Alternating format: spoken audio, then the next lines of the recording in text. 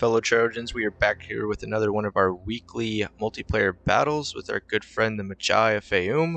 And today we're going to be defending the halls of Durins. And of course, we are playing as the dwarves. Yes, I know I play as the dwarves a lot, but they are my favorite faction. And he will be playing as Isengard. Yes, he's got a lot of units, a lot of pikemen. As you can see, that's going to probably be our biggest issue here. And of course, he's got like 3-hand, white-hand grenadier units, and has a couple sapper units, I believe. So that kind of equals it out against the dwarves, because otherwise he would have a tough time. But those are going to cause a lot of casualties to our troops here. So you guys wanted a multi-layered defense, right? That's what you guys have been telling me in the comments. And I accept that criticism, and I try to do that for you guys today in this battle. So my plan is I'm going to hold these halls, right, like especially right here with these halberdiers and these airborne axe throwers. I'm going to cause as many casualties as possible, and then I'm just going to let them die off, or maybe retreat them if I could, to the next layer of defense and one of these halls. So I'm going to go ahead and show you my defensive layout. So here we have some Tomb Wardens, right? I have some cool looking Tomb Wardens here, full golden armor, along with some airborne halberdiers, and we have them backed up by some airborne axe throwers here. Very cool looking units, very good armor piercing damage. We got some onagers, along with an archer unit and 3 crossbow units. We have some airborne axe warriors over here, defending this entry into the mines. Excuse me. And then we have some airborne spear guards over here, backed up by some more airborne axe warriors. Just give you a tour through these halls here. Got some mansion reclaimers with some iron guards, with some dwarven warriors with Dane Ironfoot right here, as you can see. Always play as Dane Ironfoot. And here in the center hall, here in the main hall, we got some onagers, 2 units of red mountain archers. Excuse me. We got some iron guards here, and we also have our dwarven barrack guard. Now over here in this hallway into the mines, we also have some dwarven warriors defending the entryway into the steps. And then we have some more airborne spear guards, some mattock warriors, and some dwarven warriors.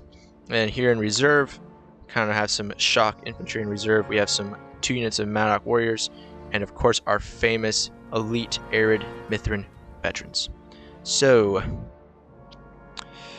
as you can see, he's going to start charging his units through. We're going to go and fast forward this a little bit so the battle isn't too long for you guys. So the video is not too long for you guys, because I know you guys don't want to sit through 45 minutes. I mean, I know some of my more loyal subscribers would like to do that, but a vast majority of you new people probably won't want to sit through 45 minutes of me talking. So we're going to go ahead and fast forward this. As you can see, he's going to start massing his troops, and our onagers are going to start their volleys. Now, I kind of placed these here just in case he picked Mordor. I knew he picked Isengard, but I made sure to get deployables because I wanted to see if the deployables actually worked against his trolls. Since I'm assuming they're kind of like elephant units. I mean, they're not really that useful against elephant units, but they could be. So I made sure to get some of those there placed. That's kind of my idea and thinking. I really didn't know what he chose, so if he chose, you know, any other troops like that, then I would be able to stop him. And as you can see, he's charging his Uruk-hai infantry into our airborne halberdiers here, and he's getting his pikemen ready. And we are shooting up his pikemen with our archers. But it kind of sucks. These axe throwers can chuck a little bit over the our lines here, but it's kind of like the crossbows.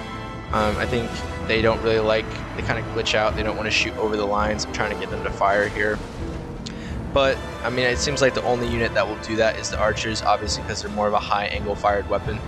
So, it kind of makes sense, I suppose.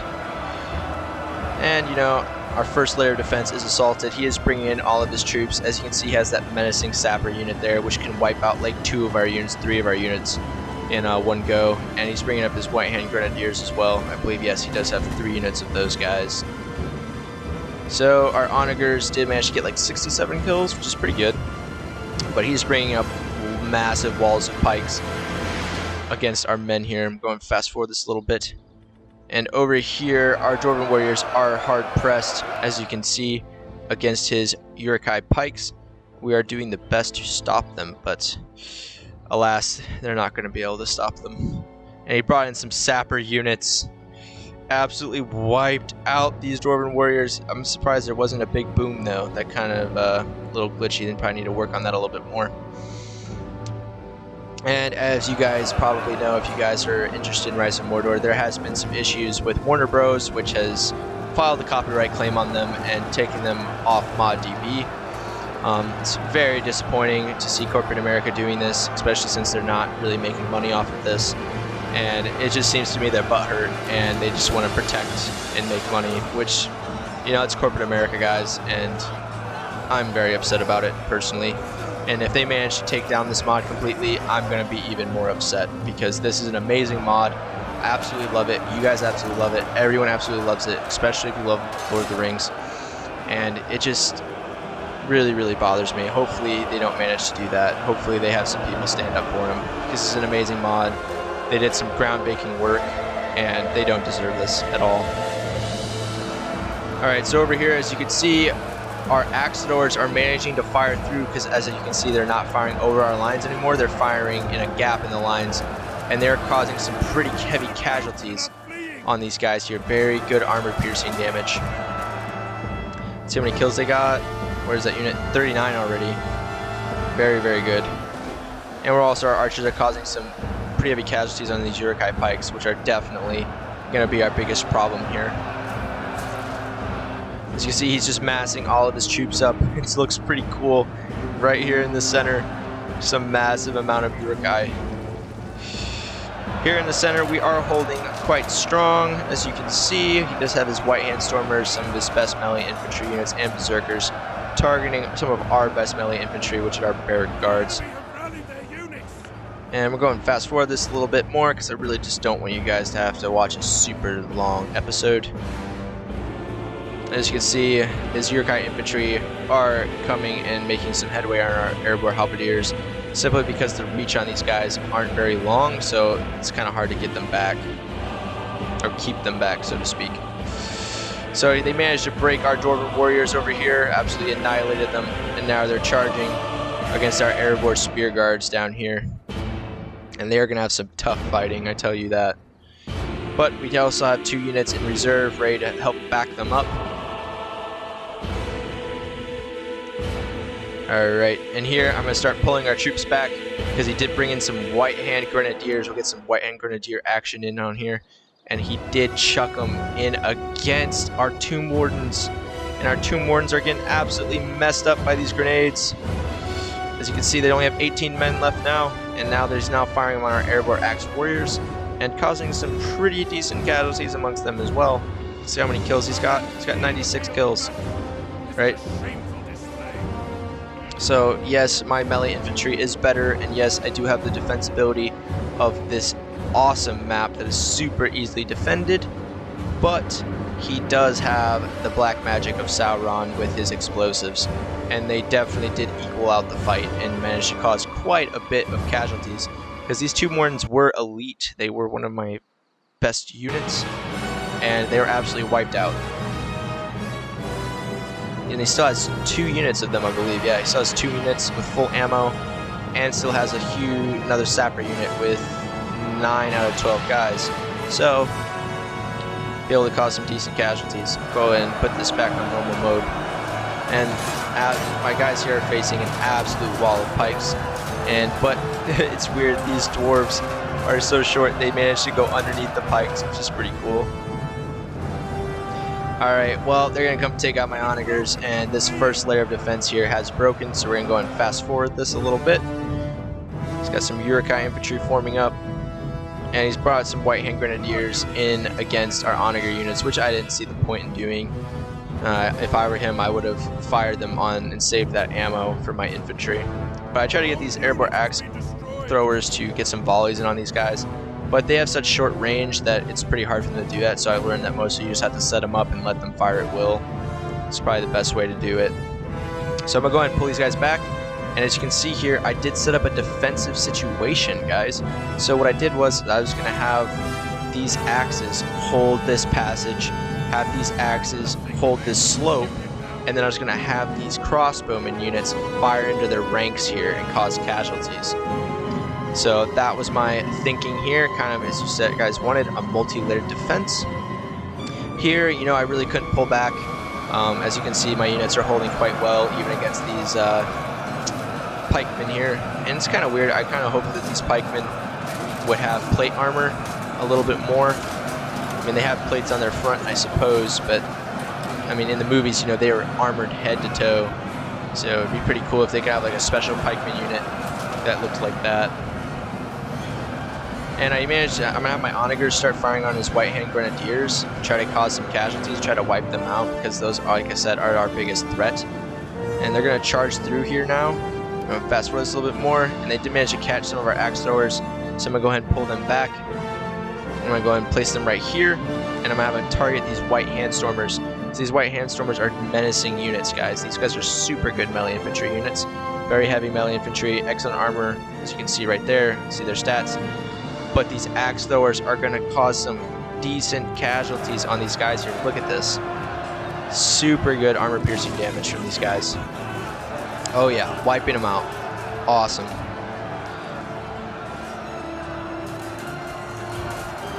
Oh. Look at that guy. He's got like 2 axes in him. Oh, that guy has like 3. Oh.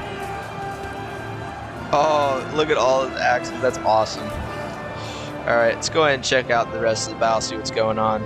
Here they're going to try to come through and assault our position here down this hallway. But we're going to have our archers target their pikemen, really try to knock as many of them out as we can. Here we're still holding strong. Even with our units, we charge in 2 more spearmen that we had back here in reserve. Try to uphold this hallway. Here we're doing quite well, especially since they only have 2 pikemen units. And our men are managing to get around their formations here, as you can see. So that helps us out, and they're managing to hold. This is a pretty uneventful area of the battle, I would say. So I won't really check up on it as much, but I will try to just kind of check back in once in a while. So as you can see, he still has a massive amount of reserves here. Most of them are archer units. So we're just going to have to see how that works.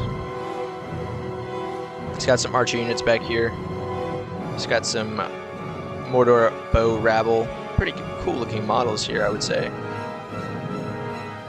And then also has some Urukai archers as well. Over here we are doing our job. We did manage to break those white handstormers with these airborne axe throwers. So we're going to go and charge in our airborne axe warriors to hold back these Urukai infantry. And he's going to charge in 2 units as well, along with his regrouped white handstormers, a small group here that survived that deadly barrage of axes. How many men are left? Yeah, they broke. They had like 24 men left. Didn't manage not to let them get too many kills. Those were definitely, like I said, some of his best melee infantry, and our plan is working, and we have our airborne crossbows firing into these Urukai infantry, causing some very decent casualties. Getting some very good volleys in here. And they are armor piercing, so yep, causing some good casualties. Over here we're still holding strong. He's going to bring in some archer units to try to cause some casualties on our men here, but it's not going to work too well for him. And we managed to kill about almost half of his white hand grenadier unit here. He still has a full one over here, and he still does have his sapper units. So over here they're starting to rout from our crossbow volleys, cause some pretty decent casualties. Got 44 kills with this crossbowman, so they're going to charge up the slope. He's going to try to break through our airborne axe warriors here to try to get to our crossbowmen. So we're going to charge down the slope and do a counter charge, and he's going to charge in what's left of his melee infantry over here to try to stop us. And over here we're holding strong as well. And we still do have a whole unit of airborne axe throwers up there. Over here he did manage to bring in his pikemen, but I brought in these airborne spear guards up and around and hit them in the sides here, trying to break these Urukai pikes the best I could. And I was going to bring in 2 more airborne axe warriors to come in and try to complete the flank and move in against those archers. So I do leave some Maddock warriors over here as reserve, but otherwise I did bring over these Maddock warriors and these Arid Mithrin veterans just because they were pretty far back there, and I was going to use them to try to back up this alleyway if you really try to go down there. But it looks like we got that situation pretty much under control. So I brought up those 2 elite shock infantry units, this 2-handed shock infantry units to kind of help out over here. So they're just going to kind of sit back here along with our other reserve units, and we will place them where we need them. So you can see I managed to bring up these airborne axe warriors because we did be able to make a passage through their lines here because he didn't really put his pikemen in a wide formation. So I'm going to go ahead and charge these airborne axe warriors into their archers and crossbowmen just to try to stop them from firing and getting those volleys off. And then I'm going to charge this other airborne axe warrior unit into the back of those pikemen and really secure the route for them. As you can see here, it did stop them from shooting, which was the intended purpose. And over here, they are starting to rout.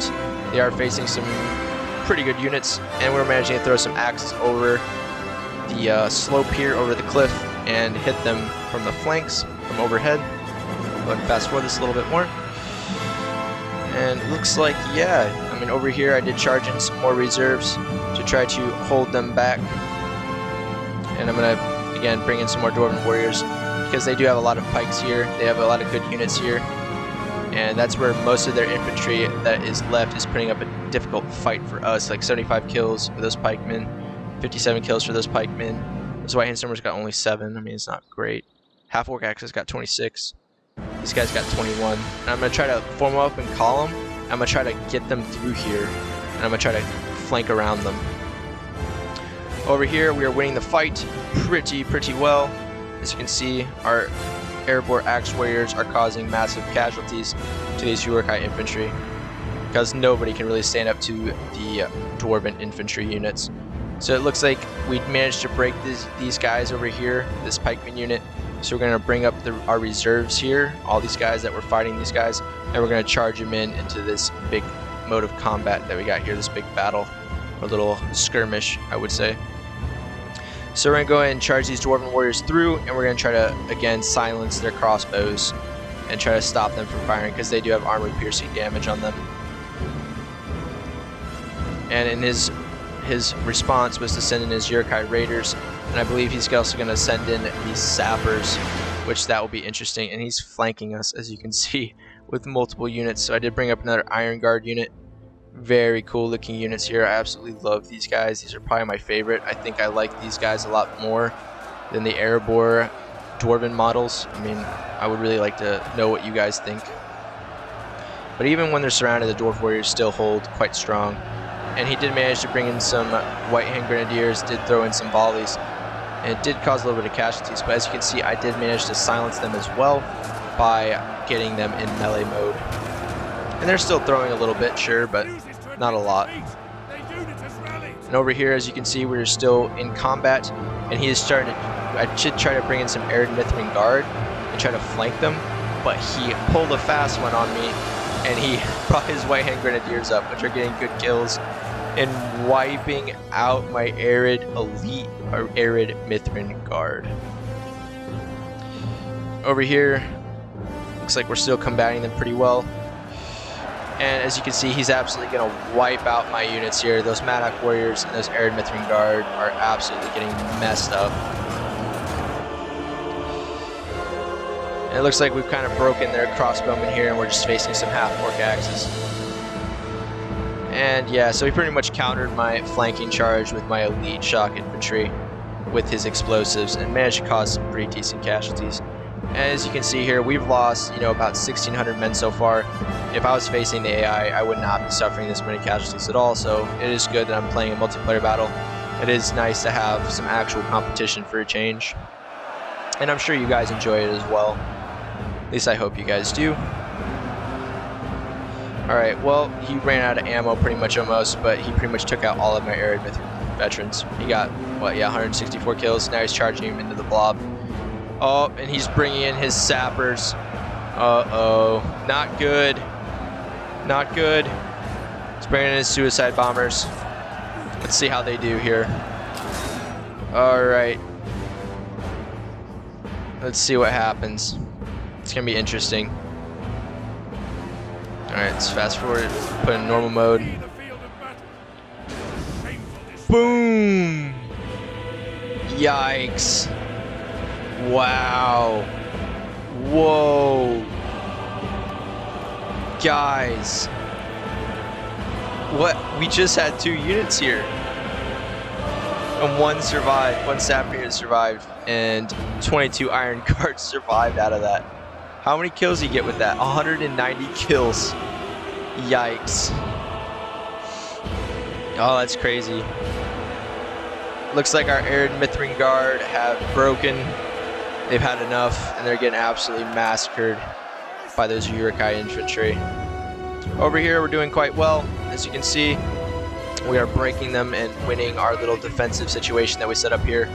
We're having our crossbowmen target their Uruk-hai archers here and cause some decent casualties. Should be able to break them with just our crossbowmen. So there's Uruk-hai infantry are surrounded now by our heavily armored dwarven warriors, and they're going to start breaking. So I decided to bring these Mansion Reclaimers, our most elite units, over to the battle and try to get them to get some flanking charges in against these Uruk-hai blobs that we got going on here.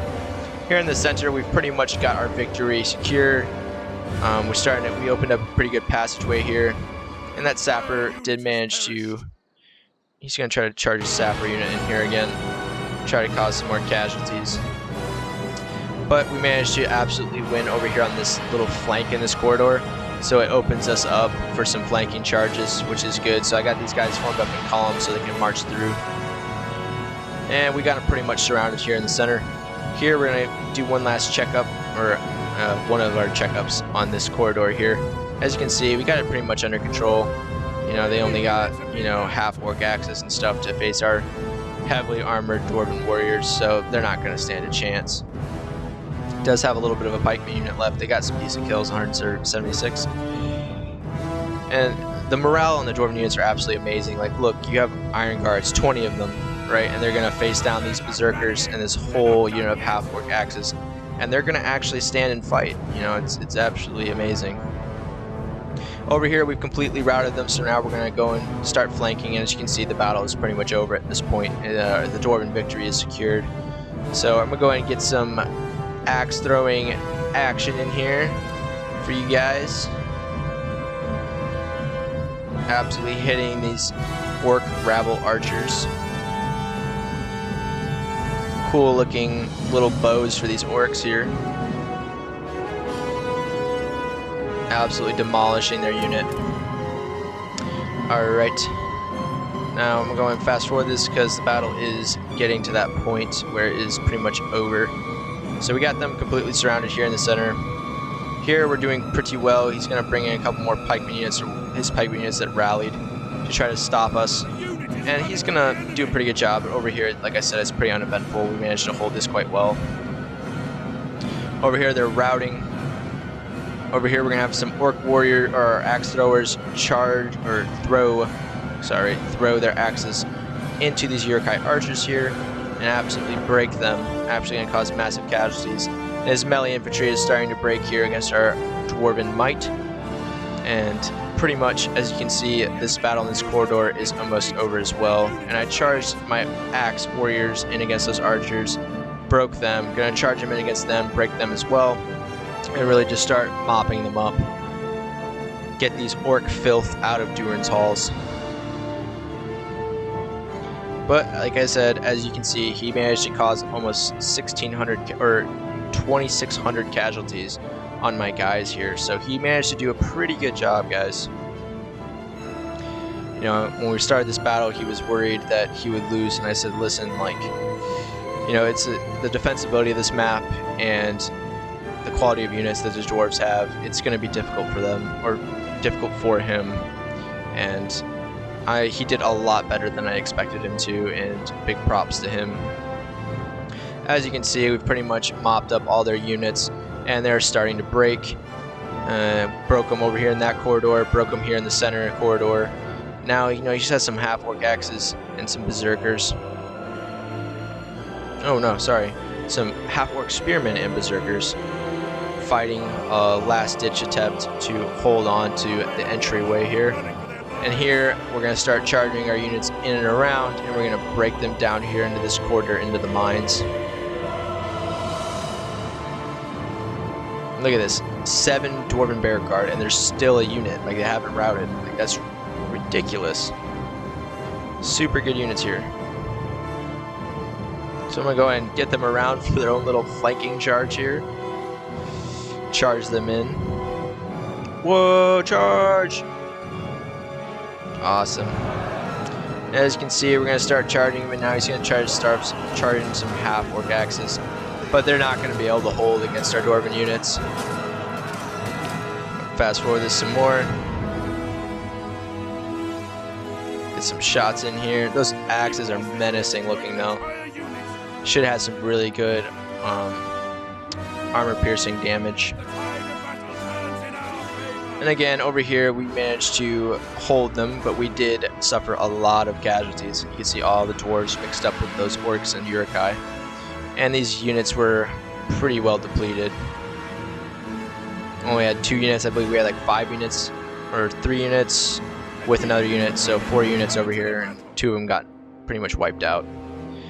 I believe in total he did wipe out like 12 units total of my army, so he did a very good job, especially against the dwarves. He did the best he could. And it looks like the battle is pretty much over, and it is over, my friends. So I hope you guys enjoyed. I have another multiplayer battle recording that's in Pelennor Fields. I'll probably upload that later this week. I hope you guys enjoyed, and I will see you guys in my future videos. Perry the Trojan out.